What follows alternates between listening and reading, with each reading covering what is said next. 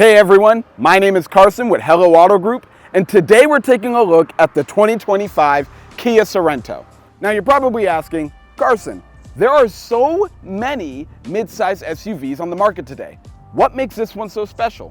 Well, we're going to take a look at the exterior, the interior, its power, and so much more to show you why this might be the best option in 2025. So let's talk about the exterior. Kia went for a more modern, sleek design with a little bit of splash of sportiness throughout the entire SUV. As we look at the headlights, you have these very nice L-shaped headlights with a nice LED running light that goes across it. And as we go to the grille, you're going to notice a very nice design that's actually found on their other Kia models. And we have this nice chrome trim that wraps around the grille, giving it a very nice premium feel. And if you go a little bit lower, you're going to notice this nice chrome lip. You do get two fog lights on each side. As we move to the side profile of the Sorento, you'll notice that the chrome trimming continues. So we get it around our windows, we get it on our side skirt, we even get it on our roof rack. On our mirrors, we get a two-tone mirror, one being the steel gray up top and the black on the bottom, with our turn signal right there sitting on the side. And on our door handle, we actually get a lock and unlock button, which is a nice touch. And finally, at the back of the Sorento, you'll definitely notice some more of these sporty design choices.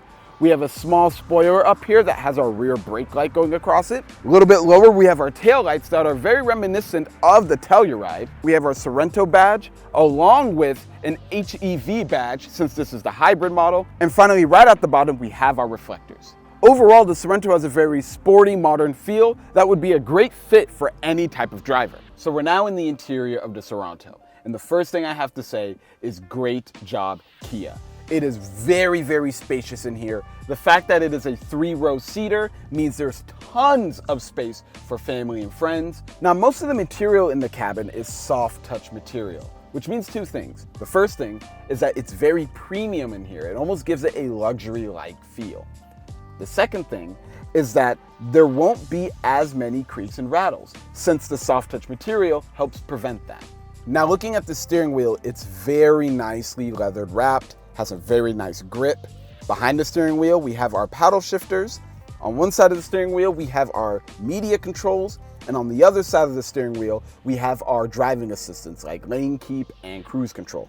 Now, behind our steering wheel, we have a 12.3-inch touchscreen panoramic display that is split between our gauge cluster and our infotainment system. The infotainment system has a lot of goodies like wireless Android Auto and Apple CarPlay, and there are tons of settings in here that allow you to change so much about the car. Right below that, Kia has cleaned up our dials, so instead of having controls just for the infotainment system and just for the climate control, we now have two dials and a touchscreen right in between that allows you to swap between your infotainment system and your climate control. In our cubby, we have two USB Type-C chargers and a wireless charger for any device you need to charge. And on both sides of the center console, we have our heated seats controls. Speaking of seats, both front seats are leather wrapped and power assisted. Looking at the shifter, it is a gorgeous silver dial with a park button right in the middle. And one of my favorite things about this shifter is that when you shift it into reverse, it actually vibrates a little bit, letting you know that you're not in neutral, you're not in drive, but you're for sure in reverse. Now, right below that, we have our different drive modes, such as Eco, Sport, Snow, and Smart. Now, since this is the all-wheel drive model, we get a button right in the center that locks our differential. We have our center console storage right here, so all you do is open it up. You have a little cubby that you can take out, and it is a very, very deep storage bin, so you can fit a lot of things in here.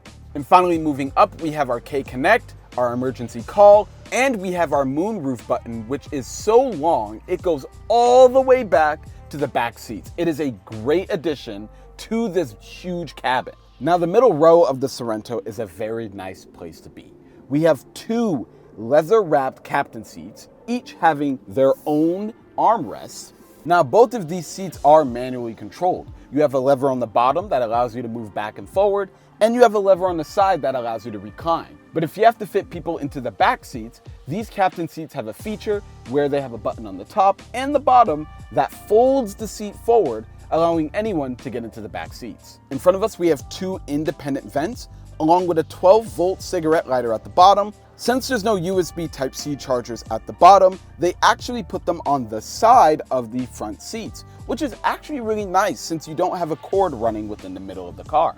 Now in the back row, you also do have a lot of space. You have two USB Type-C chargers on each side, and you have a 12-volt cigarette lighter on the right side of the car. Now another nice touch that they did was the same buttons that are on the captain's seats that allow them to move forward, you have them on the side in the back row, allowing the back seat passengers to exit without needing help. Now the trunk of the Sorento is where its strengths truly shine. When you have the second row and the third row up, you only get about 12.6 cubic feet of space. Now if you knock down this third row, that'll go up to 40 cubic feet of space. And if you really need even more space, you can fold down the second and third row, giving you 75.5 cubic feet of space. That is a ton of space, making this such a practical vehicle to have. So what kind of power are we dealing with? Well, since this is the hybrid model, you get a 1.6 liter four-cylinder mounted to an electric motor that puts out 227 horsepower and 258 pound-feet of torque. Now, one of the benefits of this hybrid system is that you get 34 miles per gallon in the city and in the highway. Now, you do have the option between front-wheel drive and all-wheel drive, and you have the option between 17-inch wheels all the way up to 20-inch wheels. Here we have the 19-inch wheels on the hybrid. So what is my final take on the Kia Sorento? Well, for $31,000 or $38,000 if you opt for the hybrid version, you get a modern but sporty looking exterior with a premium but spacious interior. In my opinion, this is one of those vehicles that is hard to look past. But let me know in the comments, is this something that you would get yourself? Can you see yourself driving this with your family? My name is Carson, and I'll see you later.